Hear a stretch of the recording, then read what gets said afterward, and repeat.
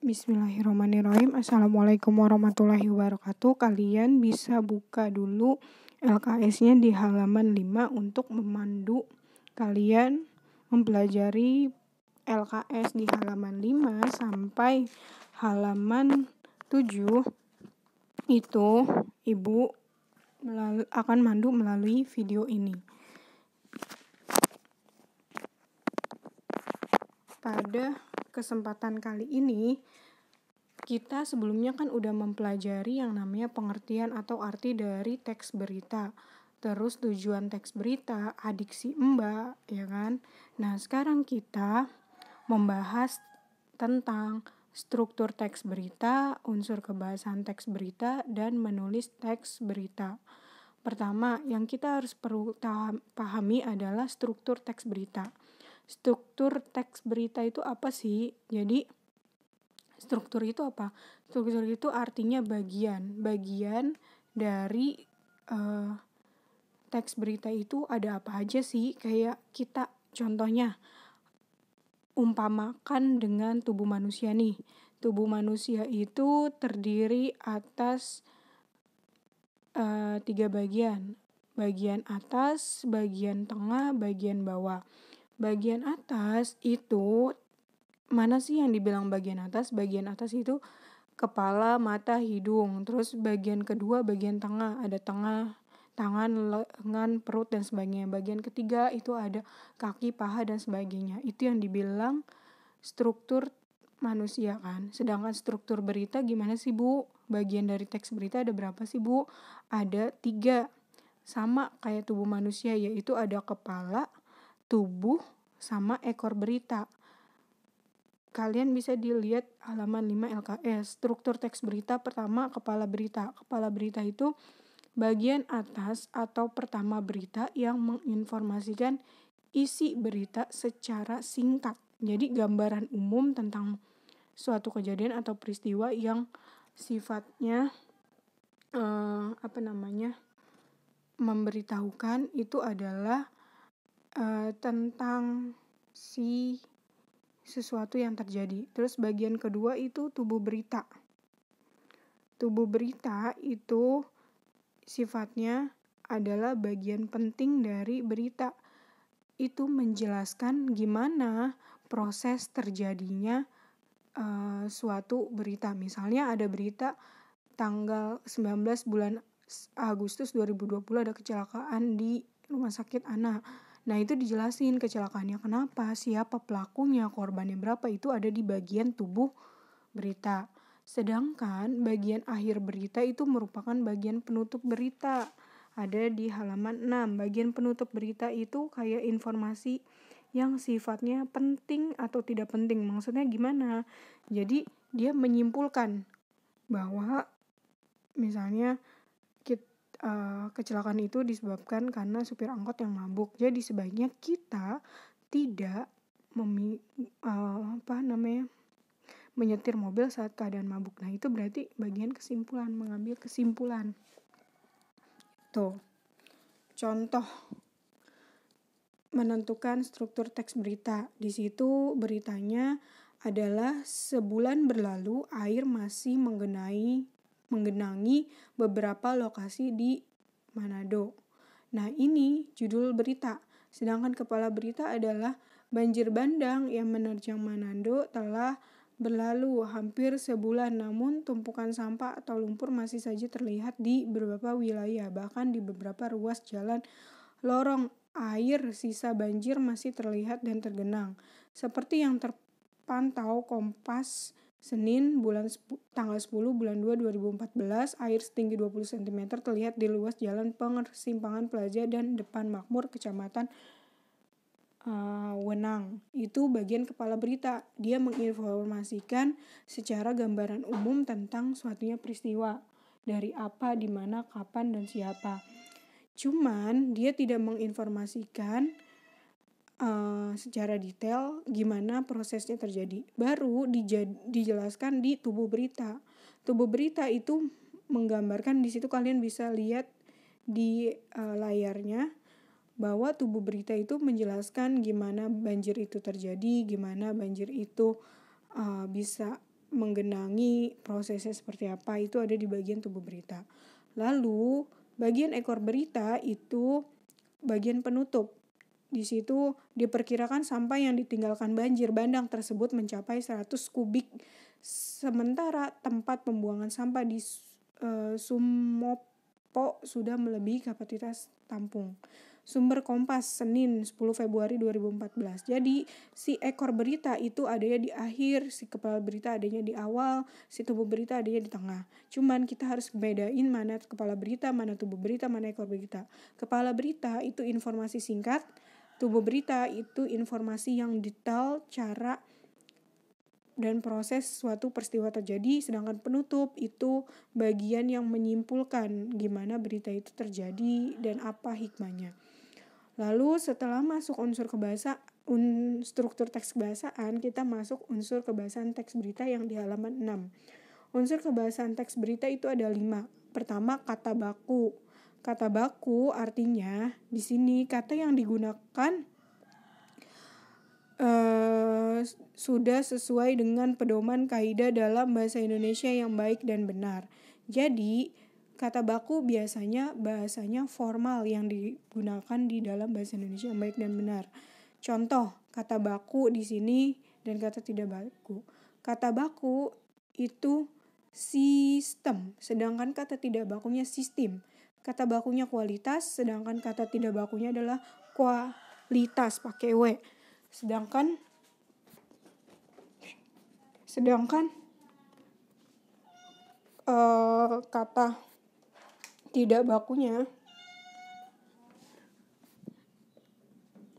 kata tidak bakunya ada lainnya itu afdol. Padahal yang baku afdal. Sering sekali kita mendengar kata yang namanya afdol, padahal yang benar adalah afdal. Ya, lanjut. Contoh kalimatnya, setiap pendaftar sekolah memiliki sistem yang rumit. Nah itu salah, kenapa? Pakainya sistem, kata tidak baku. Yang benar adalah pakai baku. Setiap pendaftar sekolah memiliki sistem yang rumit, itu baru benar. Perbedaan kalimat langsung dan tidak langsung. Sebenarnya di teks berita dia cuma menggunakan kalimat langsung, tapi ibu ngasih penjelasan tentang perbedaan kalimat langsung dan kalimat tidak langsung. Kalimat langsung ciri-cirinya itu menggunakan tanda petik 2. Diungkapkan secara langsung, percakapan tanpa dirubah sedikit pun. Jadi kamu ngomong sama orang, kamu gak ngerubah sedikit pun karena kamu kan ngomong dari mulut kamu sendiri. Contoh kalimatnya, lewat lomba ini, FAM Indonesia ingin memotivasi siswa untuk gemar menulis dan mencintai sastra, ujar Alia Nurlela. Nah, di situ ada tanda petik 2. Lalu diungkapkan secara langsung, ujar Aila.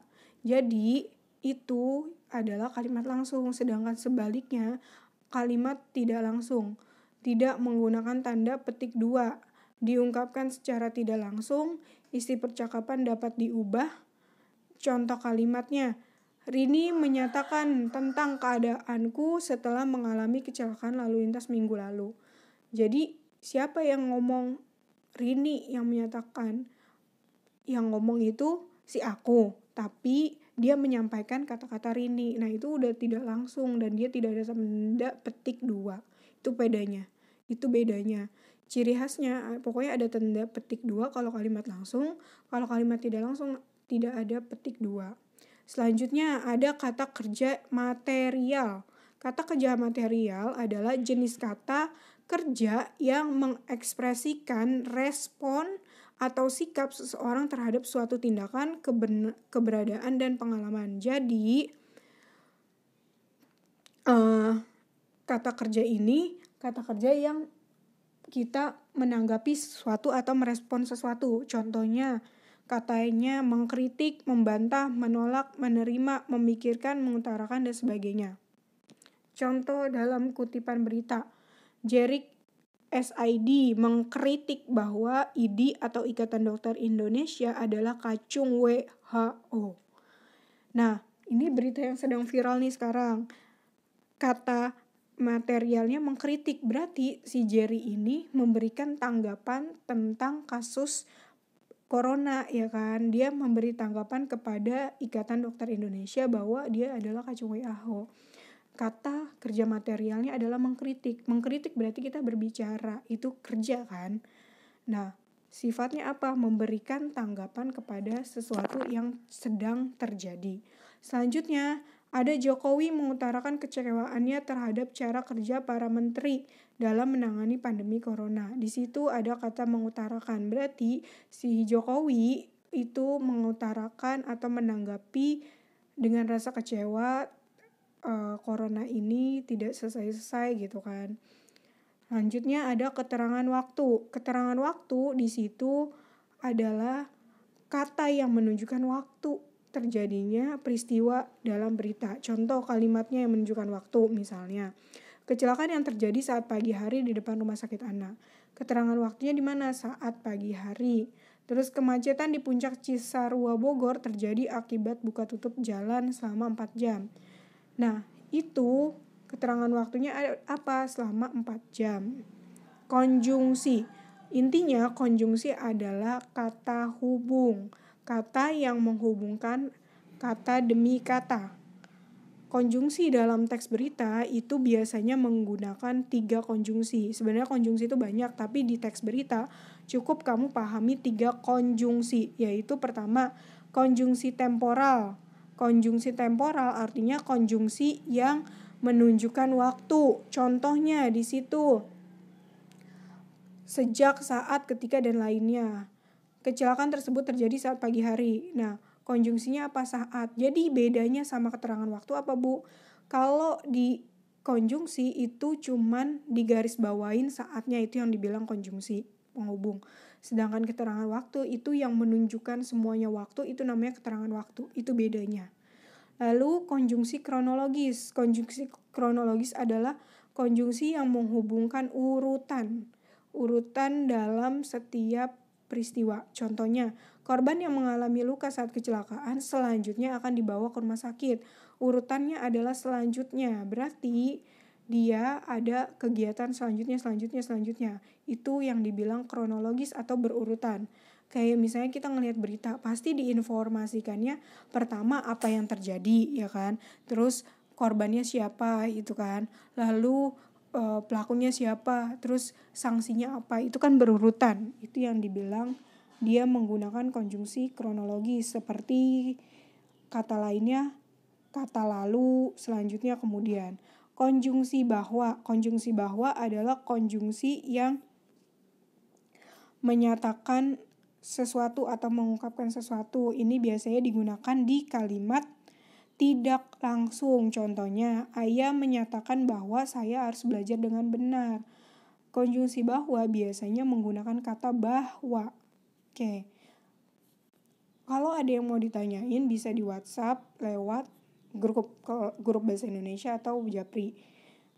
Lalu menulis berita yang terakhir. Sebelum kalian menulis berita, langkah pertama yang kalian harus tentukan adalah tentukan topik. Kedua, tentukan narasumber yang berhubungan dengan topik. Jadi, misalnya topiknya adalah corona. Berarti kamu cari sumber yang yaitu dokter, perawat yang emang berkompeten dalam bidang corona. Jangan kamu cari dokter kecantikan, itu beda, bukan ya. Lalu buatlah pertanyaan mengenai narasumber. Jadi misalnya dokter corona, kamu bahas tentang vaksin, kamu bahas tentang corona itu seperti apa dan sebagainya. Itu buat pertanyaan. Tanyakan pada narasumber. Lalu yang kelima, mulailah wawancara dengan narasumber. Jadi udah dibuat nih pertanyaannya melalui Adik Sembah, kamu hubungan dengan narasumber. Tanyain pertanyaan yang sudah kamu buat, baru direkam. Setelah direkam kamu tulis. Itu yang dibilang kamu menulis berita. Oke. Untuk ke bagian 2 itu hanya sampai menulis berita. Tolong dipahamin baik-baik sambil dilihat buku LKS-nya biar paham. Boleh juga LKS-nya dicoret-coret buat mengisi materi teks berita supaya kalian lebih paham, karena pembelajaran selanjutnya akan Ibu adakan tes atau ulangan harian bab 1. Jangan lupa untuk like dan subscribe sebagai motivasi ibu untuk bikin video pembelajaran selanjutnya. Terima kasih. Wassalamualaikum warahmatullahi wabarakatuh.